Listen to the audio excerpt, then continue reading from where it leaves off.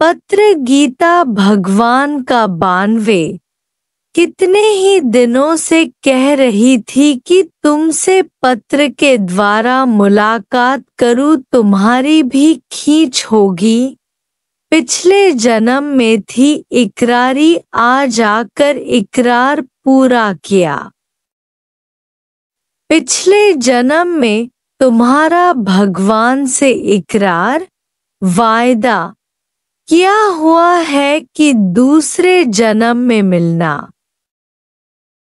आखिर भगवान को ही ख्याल हुआ कि इसे आना तो मेरे पास ही है, सो खुद तुम्हें आदमी भेजकर बुलाया। आशिक वे कहलाते हैं जिन पर स्वयं गुरु आशिक हो, तो वही आशिक बदलकर माशूक हुआ। इश्क भेजा है एलची एम्बेसडर। विवेकानंद बहुत घूमा फिरा कि कोई मुझे भगवान दिखाए, पर किसी ने भी नहीं दिखाया। आखिर रामकृष्ण के पास आया। रामकृष्ण ने दूर से ही कहा, आखिर आ ही गए। तुम मेरे पास ही आने वाले थे, फिर इतनी देर क्यों लगाई? विवेकानंद ने कहा कि मैं तो संत साधु से भेंट कर नास्तिक हो गया हूँ। समझता हूँ भगवान है ही नहीं। तुम बताओ कि तुमने भगवान देखा है, मुझे दिखा सकते हो? रामकृष्ण ने कहा, हाँ, मैंने देखा है, तुम्हें भी दिखा सकूंगा। जैसे तुम्हें सूर्य दिखाई देता है, ऐसे ही मुझे भगवान प्रत्यक्ष दिखाई देता है। विवेकानंद ने कहा, यह पहला ही मिला है जो छाती ठोंक कर कह रहा है कि मैं ही तुम्हें दिखाऊंगा।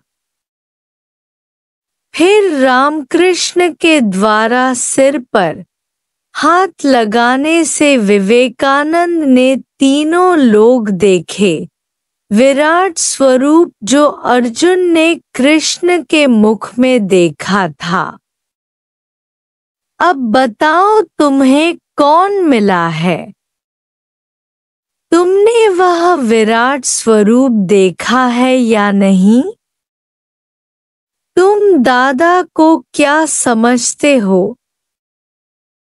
पहले जब आए तो क्या समझा, अब कहाँ तक पहुंची हो? इतना ऊंचा जब कोई होगा तभी ऊंचे को जानेगा, नहीं तो अपने अहंकार में हम भगवान को भी रवाजी मनुष्य करके देखेंगे।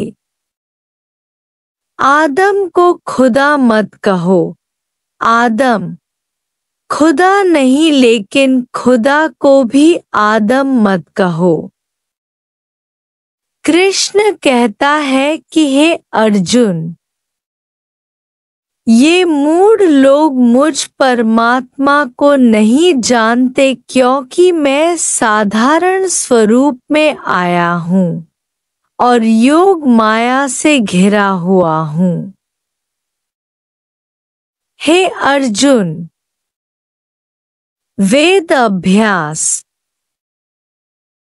हवन, दान, पुण्य, कठोर यत्न करने से भी यह मेरा विश्वरूप दर्शन कोई नहीं कर सकता है जो तुमने किया है। यह दर्शन केवल अनन्य भक्ति, अभ्यास, अभेद और अव्यभिचारी भक्ति योग से हो सकता है। आखिर भी एक जगह अपना पूरा आत्मसमर्पण करना है, जैसे मेरी मैं बचे ही नहीं। मेरा एक भी ख्याल गुरु से जुदा न हो। साकार के सिवाय कोई भी निराकार में टिक नहीं सकता है। हर एक को अपना आप गंवाना है, या किसी का बन जा या किसी को अपना बना ले। हे अर्जुन, तुम मुझे झुके हो, अब सारी दुनिया तुम्हें झुकेगी। तुम्हें कहीं भी झुकने की जरूरत नहीं पड़ेगी। मेरा भक्त कभी भी नाश नहीं होता है। कृष्ण से पहले अर्जुन कई वेद शास्त्र, संत साधु से भेंट कर चुका था, बड़ा सत्पुरुष था, पर अभी भी ज्यों का त्यों मोह काट कर प्रकृति से अपने आप को छुड़ा कर नहीं खड़ा था। इसीलिए ही भगवान को ऐसे भक्तों के सामने प्रकट होकर उन्हें प्रकृति से ऊपर उठाकर खड़ा करने के लिए आना पड़ता है कि तू इस त्रिगुणी माया से ऊपर हो जा। तू आत्मा है त्रिगुणातीत। देह के संबंध से तीनों कालों में न्यारे हो आत्मा कहता तो हर एक है। जहां तहां अब आत्मा के सत्संग भी हो रहे हैं कि तू आत्मा है, तू ब्रह्म है, पर मैं ना, यह मंत्र कोई नहीं बताता। देह को ही आत्मा समझ कर बैठे हैं।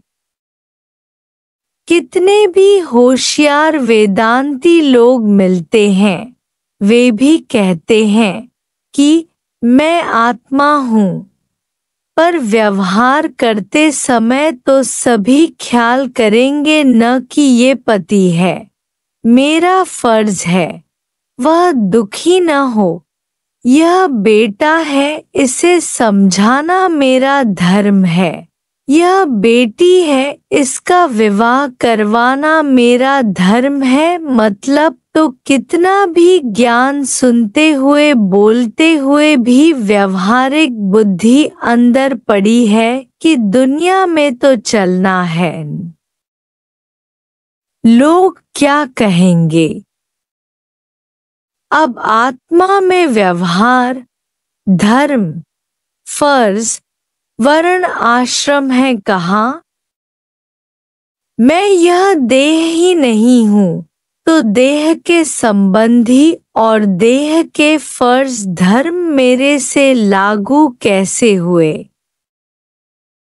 शरीर से ऊपर चढ़ जा, परिवार से, समाज से, जगत से ऊपर चढ़ जा, सब नाम रूप से। जब दृष्टि उठाएंगे तभी आत्मा पर नजर पड़ेगी। यह तो पूरन भगवान ही खींच कर बाह से निकाले कि अब व्यवहार में कब तक फंसोगे। जीते जी जंजीर उतारो, मरने के बाद कौन जानता है। जो जहां खड़ा है वहीं अपने को राइट, सही समझता है, यही तो माया है।